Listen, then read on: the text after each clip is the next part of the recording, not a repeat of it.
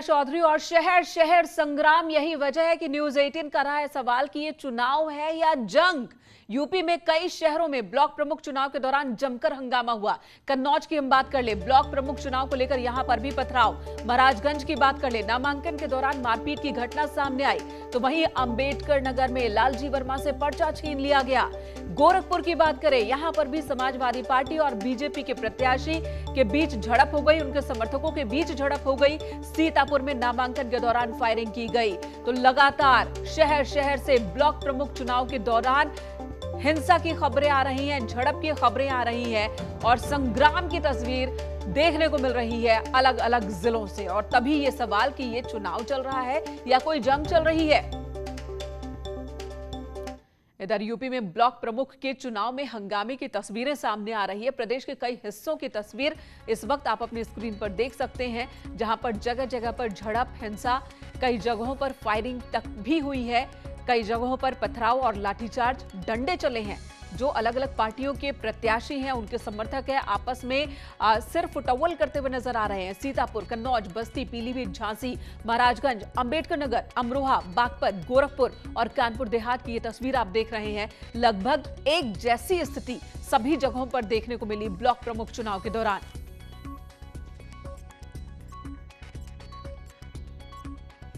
तो ये 10 तस्वीरें इस वक्त आपकी स्क्रीन पर।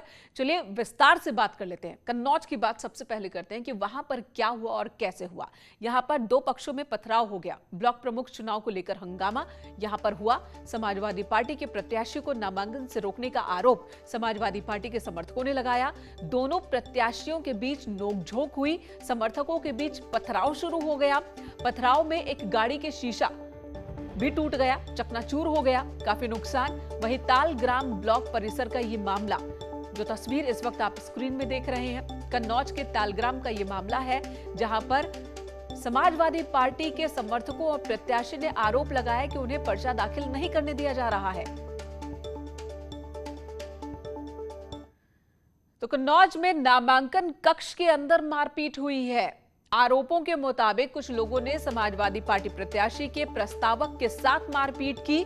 घायल बीडीसी सदस्य अनिल यादव ने बीजेपी पर मारपीट का आरोप लगाया है। सदर ब्लॉक स्थित नामांकन केंद्र का ये मामला है। कन्नौज की ही एक और तस्वीर ये हम आपको दिखा रहे हैं, जहां पर नामांकन कक्ष के अंदर मारपीट शुरू हो गई और ये आरोप लगाया गया है कि बीजेपी के कार्यकर्ताओं ने, बीजेपी के प्रत्याशी के समर्थकों ने हंगामे की शुरुआत की है।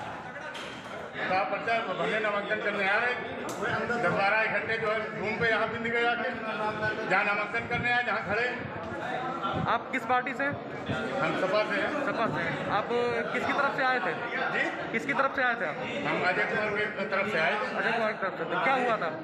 नामांकन करने आए तो बस बिंद पड़े एकदम सब कुछ 7-6 इकट्ठे बिंद में। पुलिस ने क्या पुलिस सब देख रही, बिल्कुल सामने देख रही, हमको घसीट रहे हैं, सामने खड़ी देख रही पुलिस। उधर महाराजगंज में भी कुछ ऐसा ही हुआ। यहां पर नामांकन के दौरान हंगामा, बीजेपी उम्मीदवार ने पर्चा दाखिल किया, दूसरे प्रत्याशी को रोकने की कोशिश हुई है, ये आरोप लगाया गया है। नामांकन स्थल पर मारपीट और हंगामे की तस्वीर आप भी देख पा रहे हैं। महिला प्रत्याशी से धक्का मुक्की भी हुई है। सदर ब्लॉक परिसर का ये मामला है। ब्लॉक प्रमुख चुनाव, जिसके लिए नामांकन की कवायद पूरे प्रदेश में चल रही है और हंगामे की तस्वीर कई जिलों से सामने आई है। ये महाराजगंज की तस्वीर आपको दिखा रहे हैं। वहीं अंबेडकर नगर में भी कुछ ऐसा ही हुआ। यहां पर भी पर्चा छीन लिया गया। ब्लॉक प्रमुख के नामांकन के दौरान बवाल मच गया। पर्चा छीनकर फाड़ने का आरोप लगाया गया है। पूर्व मंत्री लालजी वर्मा से छीन लिया गया पर्चा। बीजेपी प्रत्याशी तेजस्वी जायसवाल पर आरोप लगे हैं। डीएम एसपी भी टांडा ब्लॉक पहुंचे और इस हंगामे को शांत कराने की कोशिश की गई।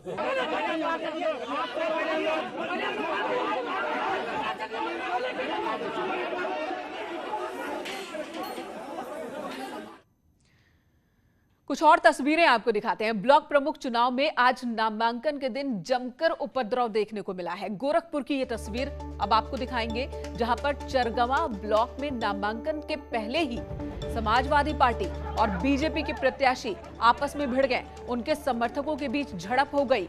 कई गाड़ियों में तोड़फोड़ की गई है। दोनों ही पक्षों के लोगों ने तोड़फोड़ मचाई है। और इतना ही नहीं कि ब्लॉक के बाहर खड़े कुछ लोग जब अंदर घुसने की कोशिश कर रहे थे तो प्रत्याशियों ने पर्चे छीनकर फाड़ दिए। ये देखिए, पर्चा फाड़ते हुए इस शख्स को आप टीवी स्क्रीन पर भी देख रहे हैं। ये भागता हुआ, पर्चा फाड़ता हुआ नजर आ रहा है। गोरखपुर की ये तस्वीर। ब्लॉक प्रमुख चुनाव में चरगावा में जमकर उपद्रव देखने को मिला। सुबह ही सपा और भाजपा के कार्यकर्ता आपस में भिड़ गए और जमकर मारपीट हुई, पत्थर चले। इस दौरान कई गाड़ियां चकनाचूर हो गई और उसके बाद बाहर छावनी में तब्दील कर दी गई। लेकिन कुछ समर्थक बाहर खड़े रहे और जैसे ही पर्चा दाखिल करने के लिए कोई आता था, उनके पर्चे छीन के फाड़ दिए जा रहे थे। अखिलेश पांडे के साथ रामगोपाल द्विवेदी, न्यूज 18 गोरखपुर। और ये स्थिति तब है जब डीजीपी ने जीरो टॉलरेंस की पॉलिसी की बात कही थी। कल ही डीजीपी मुकुल गोयल ने वरिष्ठ अधिकारियों के साथ एक मीटिंग बुलाई थी। Police commissioner, ADG zone, IG, SSP के साथ एक बैठक हुई थी और सभी अधिकारियों को डीजीपी ने यही निर्देश दिया था कि फील्ड पर निकले। डीजीपी ने कहा था कि ब्लॉक प्रमुख चुनाव को लेकर सतर्क रहने की जरूरत है। ब्लॉक प्रमुख चुनाव को लेकर तैयारी की समीक्षा भी उन्होंने की और साथ ही यह भी कहा कि कानून व्यवस्था किसी भी तरह से खराब नहीं होनी चाहिए। जरा सी लापरवाही बर्दाश्त नहीं की जाएगी। ये कहा था डीजीपी ने कि जीरो टॉलरेंस, जरा सी भी लापरवाही बर्दाश्त नहीं होगी। साथ ही डीजीपी ने यह भी कहा था कि छोटी सी छोटी घटना पर एक्शन लिया जाए। डीजीपी ने साफ साफ सभी को कहा था कानून तोड़ने वालों पर सख्त कार्रवाई हो। ये डीजीपी के निर्देश थे। कल की मीटिंग में ब्लॉक प्रमुख चुनाव को लेकर और खासकर अपराधियों पर सख्त कार्रवाई की जाए, ये डीजीपी ने कहा था। उसके बाद भी आज की तस्वीर जगह जगह से जो देखने को मिली है वो कई सवाल खड़े करती है। खासकर जब छोटे स्तर पर इस तरह के चुनाव होते हैं तो चुनौतियां कहीं ज्यादा बड़ी होती है और जो स्थानीय प्रशासन होता है उसकी जिम्मेदारी बढ़ जाती है। अलग अलग जिलों से इस वक्त न्यूज 18 संवाददाता हमारे साथ जुड़ गए हैं। सीतापुर से संदीप मिश्रा हमारे साथ मौजूद हैं। हमारे साथ कन्नौज से लोकेश मौजूद हैं। झांसी से अश्विनी और उन्नाव से अनुज भी हमारे साथ जुड़ चुके हैं। पीलीभीत से परवेज अहमद इस वक्त हमारे साथ मौजूद हैं और गोरखपुर से रामगोपाल द्विवेदी, लखनऊ से ऋषभ मणि त्रिपाठी भी हमारे साथ जुड़ चुके हैं। ऋषभ के पास सबसे पहले चलेंगे। ऋषभ, कल ही डीजीपी ने सख्त निर्देश दिया था सभी अधिकारियों को, सभी को कहा गया था कि कानून व्यवस्था किसी भी तरीके से टूटनी नहीं चाहिए, लेकिन आज की तस्वीरें सवाल खड़ी करती हैं।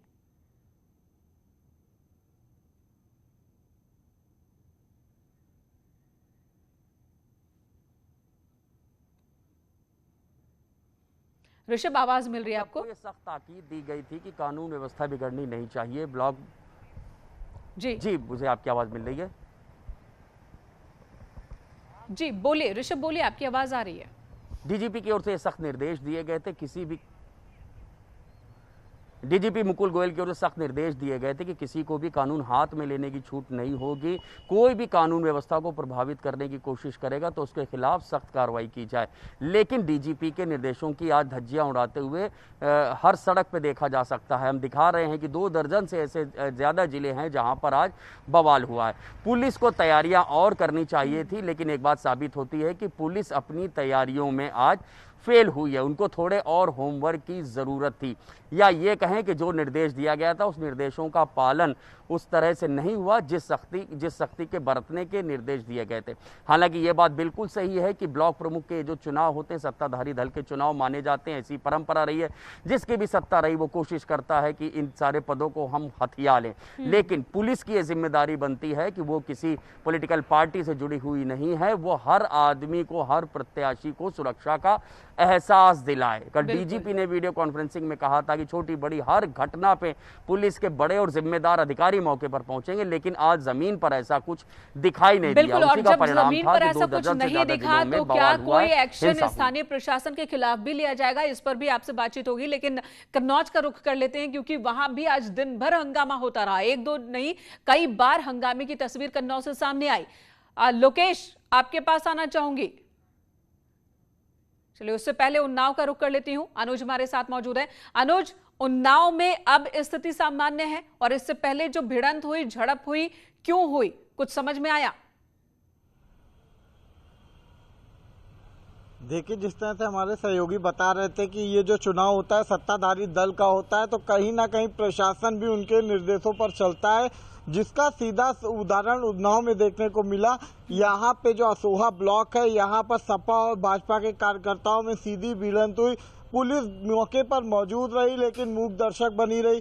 सपा एमएलसी का सीओ से भी विवाद हुआ। उन्होंने कई बार सवाल उठाए कि जब भाजपा कार्यकर्ता गुंडाई कर रहे हैं तो उन पर कार्रवाई की जाए, लेकिन पुलिस आश्वासन देती रही। नवाबगंज ब्लॉक की बात की जाए तो यहाँ पर जो पुलिसकर्मी थे वो अपनी ड्यूटी पूरी सही से करते दिखाई दिए। उन्होंने 2 निर्दलीय प्रत्याशियों के पर्चे दाखिल करवाए। जो भाजपा प्रत्याशी समर्थक थे पर्चा दाखिल नहीं करने दे रहे थे, लेकिन पुलिस ने किसी तरह से उन ठीक है, तो जिम्मेदारी स्थानीय पुलिस की बढ़ जाती है इस तरह के चुनाव में, और कई जगहों पर उस जिम्मेदारी को निभाने में फेल साबित हुए हैं पुलिसकर्मी। अब उनके खिलाफ क्या एक्शन होता है वो भी आगे की बात है। गोरखपुर से हमारे साथ रामगोपाल जुड़ चुके हैं। रामगोपाल, गोरखपुर में खूब हंगामा हुआ, अभी की स्थिति क्या है?